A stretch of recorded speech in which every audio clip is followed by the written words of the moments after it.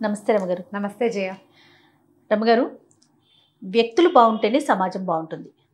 వ్యక్తుల్లో తేడా ఉంది, దుర్గుణాలు ఉన్నాయి, సమాజం కూడా ఆటోమేటిక్గా ఒకరి నుంచి ఒకరికి స్ప్రెడ్ అయ్యి మారిపోతుంది కదా. అదే వ్యక్తుల్లో మంచి గుణాలు ఉంటే ఖచ్చితంగా సమాజం బాగుంటుంది. మన ఇల్లు బాగుంటుంది, మన ఇంటితో పాటు సమాజం కూడా బాగుంటుంది. ఆ సద్గుణాలు అనేవి అందరికీ సాధ్యం కాదు కదా. మనం ఏం దేవుళ్ళం కాదు. ఒక్కొక్కరిలో ఏదో ఒక చిన్న చిన్న తేడాలు కనిపిస్తుంటాయి కదా. కానీ వాటిని మార్చుకోవాలి, మార్చుకునే ప్రయత్నం జరగాలి. దానికి ఎవరో పైనుంచి రారు, మనలో మనమే మార్పు తెచ్చుకోవాలి కదా. వీటికి సంబంధించి ఏమైనా స్టోరీస్ ఉన్నాయా? ఎందుకంటే ఇలాంటి కథలు చెప్తే పిల్లలకి నేటి సమాజం వాళ్ళే కాబట్టి, రేపటి సమాజం వాళ్ళే కాబట్టి, పిల్లలకు కాదు ఇది పెద్దవాళ్ళకి కదా. తప్పకుండా. ఒక వర్తకుడు ఒక ఆయన ఉండేవాడు ఒక ఊళ్ళో. ఆయనకి 7 కొడుకులు. 7 కొడుకులకి పెళ్ళిళ్ళనే, పెద్దవాళ్ళు 6 అయితే ఆఖరి అబ్బాయి పెళ్లి చేశారు. ఈ 6 కోడలు కాకుండా చివరి కోడలు చిన్నపిల్ల. ఈ పిల్ల చాలా మంచి గుణాలు ఉన్న పిల్ల. వాళ్ళ కుటుంబం చాలా మంచిది. వాళ్ళ ఊర్లో ఉత్తమోత్తమ గుణాలు కలిగిన కుటుంబంగా పేరుపడ్డ కుటుంబం నుంచి 7వ కోడల్ని తెచ్చుకున్నారు. చక్కగా పిల్ల అందంగా మటసంగా బాగుండేది.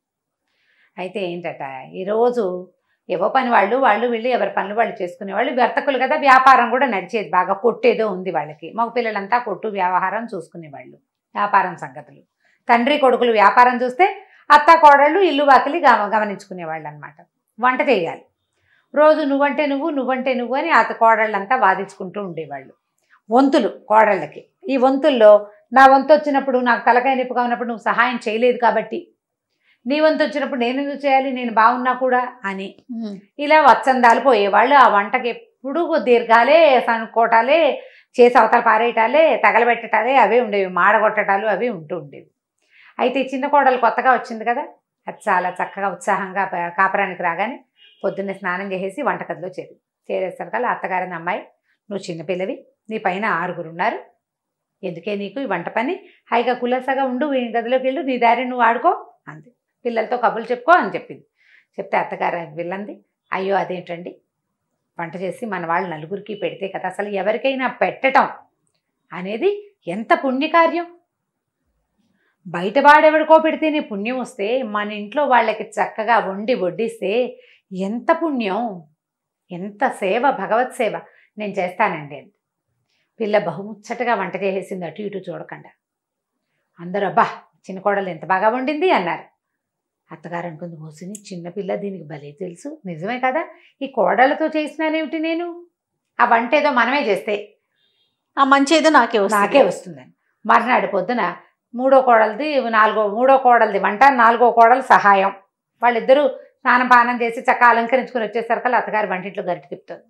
అదేమిటండి అత్తగారు మీరు వచ్చారు, ఎందుకండి అన్నారు. ఈ లోపల పెద్ద కోడలు వచ్చి, అదేమిటి అత్తయ్య మీరు వంట చేయటం, మేము 6-7 ఉంటేను అనేసరికల్లా ఆవిడేమంది, మీరు ఊరుకొండరా, సహాయం చేద్దురు గానిలే, ఇంత పెద్దదాన్ని అయ్యాను, నా చేత్తో వండి వడ్డించుకొని ఇవ్వండి నా పిల్లలకి నా భర్తకిను అన్నది. అనేసరికల్లా వంట రోజు ఆవిడే చేసేయటం మొదలుపెట్టింది. వీళ్ళు అత్తగారు వంట చేస్తుంటే వత్సందాలు ఎట్లా పోతారు, పెద్ద ఆవిడ వంట చేస్తుంటే ఎవరు ఆ సమయానికి వస్తే వాళ్ళు సహాయం చేయటం మొదలుపెట్టారు. ఇక చిన్న కోడల్ని వంటలోకి రానివ్వాల. చిన్న కోడలు ఆలోచించుకుంది, ఏం పని చేయటల్లా మనం ఏదైనా చేద్దామని ఏం చేసింది, మూల తిరగలి పెట్టుంది. అదేం చేసింది, వంటింట్లోకి వచ్చి ఒక 4 సోలలు గోధుమలు తీసుకుని ఆ తిరగలు పట్టుకెళ్ళి గదిలో వేసుకుని దాంట్లో పోసి చక్కగా విసరటం మొదలుపెట్టింది. పిండి విసిరేసింది, ఇంత పిండి విసిరేసరికల్లా అత్తగారు చూసింది. ఏమిటి అమ్మాయి తిరగలు పెట్టి విసురుతున్నావు అంటే, అవునండి మీరేమో వంట చేస్తున్నారు, తిరగలు మాత్రం ఏమి తక్కువకి వచ్చిందో, అది పుణ్యమే కదండి, తిరగట్లు విసిరితే. ఇప్పుడు మెషిన్ పిండి తెప్పిస్తున్నారు రోజు మీరు, అదేమో వేడి ఒంటికి, మెషిన్లో ఏమవుతుంది, పిండి అంతా వేడెక్కిపోతుంది అంతే. ఇప్పుడు ఈ తిరగట్లో పిండి చలవ చేస్తుంది, ఎంత బాగుంటుందో. చక్కగా తిరగలు పెట్టి విసిరితే మనకు కూడా భగవత్ సాన్నిధ్యంలో ఉన్నట్టుంటుంది. సంసారము జీవితము ఆ రెండింటి మధ్యలో నలిగే జీవుడు పిండి ద్వారా వస్తే పిండి బయటకు వచ్చేసి జీవుడికి విముక్తి వచ్చినట్టు. ఎంత అద్భుతమైన క్రియ, చాలా పుణ్యం అండి, నన్ను చేయనివ్వండి అత్తగారు ప్లీజ్ అని అనేసరికి అత్తగారు, అవురా దీనికి ఎంత బాగా తెలుసు, తిరగలే కదా అనుకుని ఆవిడేం చేసింది, ఆ రాత్రి ఏమో చిన్న కోడలు ఆ విసిరిన పిండితోటి రొట్టెలు చేస్తే, రొట్టె ఎంత బాగుందమ్మా, ఇంత మృదువుగా ఉన్నాయి ఏమిటి రొట్టెలు అని అందరూ ఆశ్చర్యపోయారు. వాళ్ళు ఎక్కువ రొట్టెలు తినేవాళ్ళు. ఆ చేసిన పిండి అంతా రొట్టెలు చేస్తూ తినేశారు. ఇంకో రొట్టె అని అందరూ తలా 4 రొట్టెలు ఎక్స్ట్రా తిన్నారు. గట్టిగా లేవు, చాలా మృదువుగా ఉన్నాయి. మనకి తెలుసు చేత్తో విసిరిన పిండి రుచి వేరు. అవును. దాంతో సరే అత్తగారు ఏం చేసింది, ఆవిడ కూడా ఎక్కడి నుంచో తిరగలు తెప్పించుకుని చాట్లో పడేసుకుని విసట్ట మొదలెట్టింది. కోడళ్ళు వచ్చి చూశారు, ఏమిటి అత్తగారు మీరు ఈ పని చేస్తున్నారంటే, అమ్మాయి నన్ను చేసుకోనివ్వండి, ఇది పుణ్యకార్యం, పైగా తిరగట్లో విసిరిన పిండి ఒంటికి మంచిది, రాత్రి చూసాం కాదు అందుకని నేను చేస్తానండి. ఈ అత్తగారు విసురుతుంటే మనం మానటం ఏంటని అందరికీ పుట్టిళ్ళ నుంచి తిరగళ్ళు వస్తాయి.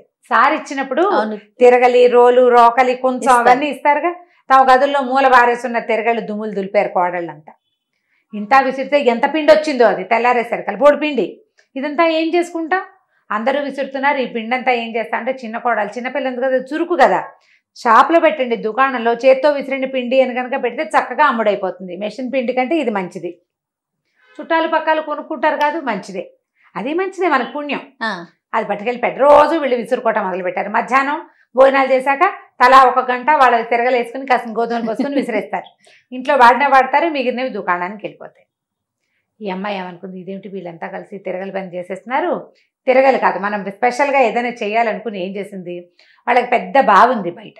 పనివాడు ఏం చేస్తాడు, ఒకడు వచ్చి పొద్దున్నే నీళ్లు తోడి అందరికీ ఎవరి గదుల దగ్గర వాళ్ళకి నీళ్ళు కావాల్సినవి పెడతాడు, తొట్టెల నిండా నింపుతాడు. వంటింట్లో కొన్ని వంటింటి దగ్గర తొట్టు ఉంటుంది, అందులో పోస్తాడు.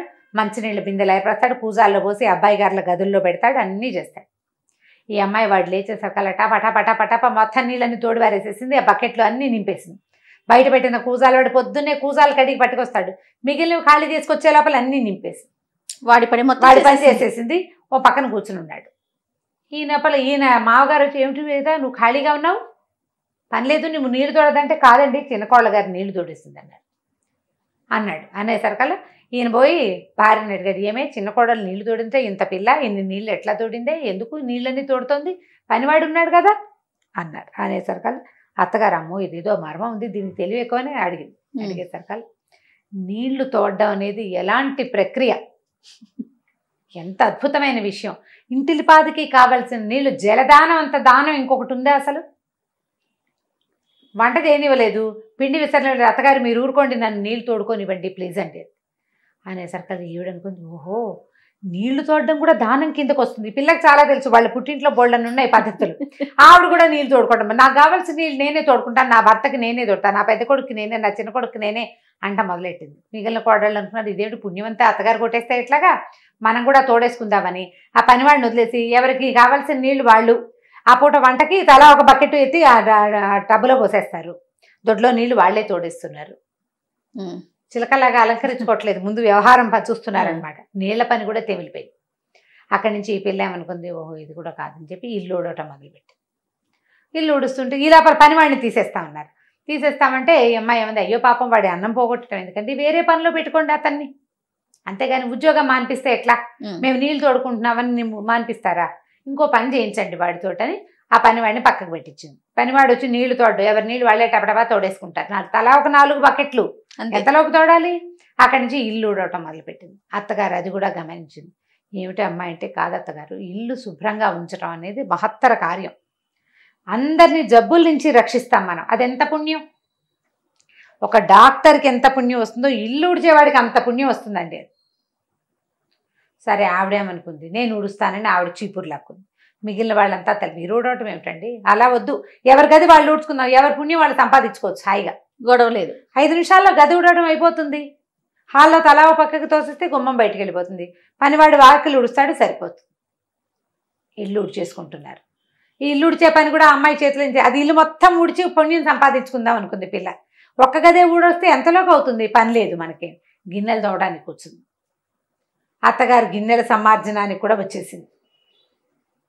ఆవిడ ఇది మంచి పుణ్యం, ఇప్పుడు బతికుండగా ఆవిడ ఏమంట మొదలెట్టింది, ఒరే ఇన్నాళ్ళు బతికాను పెద్ద, నీకు ఉన్నంతకాలం ఉంటానా నేను, నన్ను సంపాదించుకోనివ్వండి అర్రా పుణ్యము, మీరు తర్వాత చేసుకుందరు కానీ అని కోడళ్లతో చెప్పి మొత్తం గిన్నెలు తోవడానికి కూర్చుంది ఆవిడ.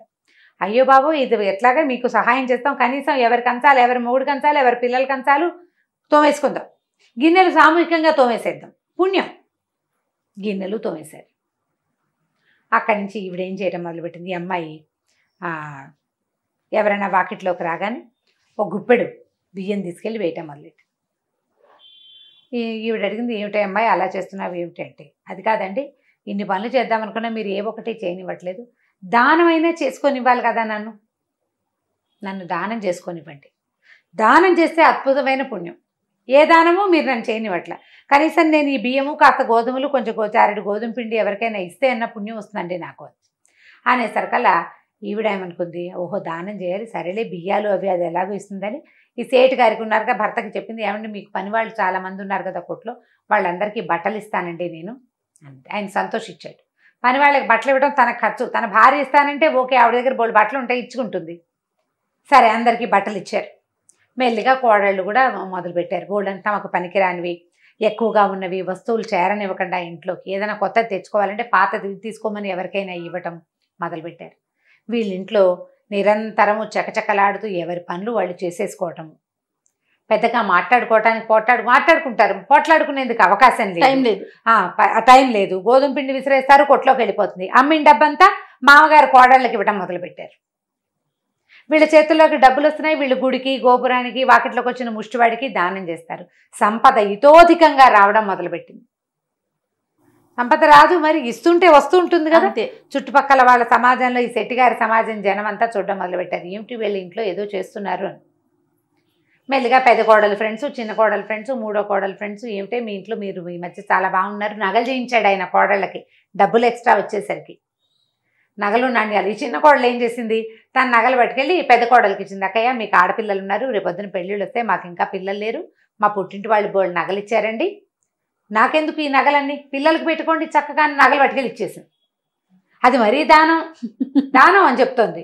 దాంతో ఇక వాళ్ళకి వీళ్ళకి ఇచ్చేసాటాలు మొదలుపెట్టారు. చుట్టుపక్కల సమాజంలో వాళ్ళందరూ కూడా మెల్లిగా ఈ పనులు పాటలు పద్ధతులు, పని వాళ్ళు ఉంటారు, వాళ్ళ పనులు వాళ్ళేవో వాళ్ళు చేసుకుంటారు. నేను నీళ్లు తోడుకోవాలి, నేను ఇల్లు ఉడుచుకోవాలి, నేను గిన్నెలు తోముకోవాలి, నేను నా వంట నేను చేసుకోవాలి, ఎవరి పని వాళ్ళు చేసుకుంటారు. వీళ్ళు చేయలేని పనులు చేయడానికి పని వాళ్ళు ఎలాగో ఉన్నారు. కిలకిల్లాడుతూ ఉన్నారు కోడళ్ళు, చక్కగా అందరికీ పిల్లలు పుట్టారు, పిల్లలకి పెళ్ళిళ్ళు అయిపోతున్నాయి. వీళ్ళు ఎంత ఫ్లరిష్డ్గా ఉన్నారు. ఈ విషయాన్ని తెలుసుకున్న మొత్తం వాళ్ళ ఊళ్ళో ఉన్న వీళ్ళ సమాజం జనం అంతా నేర్చుకున్నారు దాన్ని. కోడళ్ళు పని పాటలు చేసుకోవాలి, ఎవరి పని వాళ్ళు చేసుకోవాలి. పని పాటలు అంటే పక్క వాళ్ళ పని చేయొద్దు, నువ్వు నీ పని నువ్వు చేసుకో అంతే. నీ పని నువ్వు చేసుకో, వత్సందాలు పోవద్దు, వంతులు లేవు, వంట చేసేసేయటమే అందరూ కలిసి. ఎవరు ఆ టైంకి వంటింట్లోకి వస్తే వాళ్ళు పని చేసేస్తారు, పుణ్యం. ఎవరు నీళ్ళ దగ్గరికి వెళ్తే వాళ్ళు తోడేస్తారు, ఎవరు ఖాళీగా ఉంటే వాళ్ళు ఇల్లు చేస్తారు. అట్లా అన్ని పనులు చేసుకుంటేనే పుణ్యం వస్తుందని ఈ పిల్ల వల్ల ఈ సమాజం మొత్తం మారిపోయింది. మనం ఇప్పుడు చూడు, ఒకళ్ళు వాషింగ్ మిషన్ కొనుక్కుంటే మన ఫ్రెండ్స్లో వీలుగా ఉందని అందరం కొనుక్కుంటూ ఉంటాం, ఒకళ్ళు మిక్సీ కొంటే అందరం కొనుక్కుంటాం, ఆ మిక్సీ బాగుంటుంది. ఒకళ్ళు ఇప్పుడు వ్యాక్యూమ్ క్లీనర్ కొంటే అందరూ వ్యాక్యూమ్ క్లీనర్లు కొనుక్కుంటూ ఉంటారు. ఒకళ్ళు ఒళ్ళొంచి పనిచేస్తే ఇంకోళ్ళు ఒళ్ళొంచి పనిచేస్తారా? కొంచెం కష్టం కదా.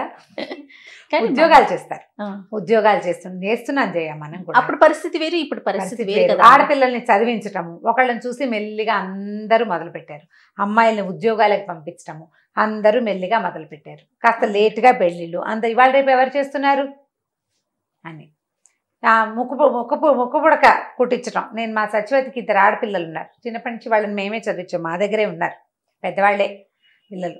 నాకు ఆ ముక్కు పుడక సరదా, మాకు అమ్మాయిలు లేరు కదా, అందుకని ఏమో ఇవాళ రేపు ఎవరు కుట్టించుకుంటున్నారమ్మా వద్దు అంటుంది.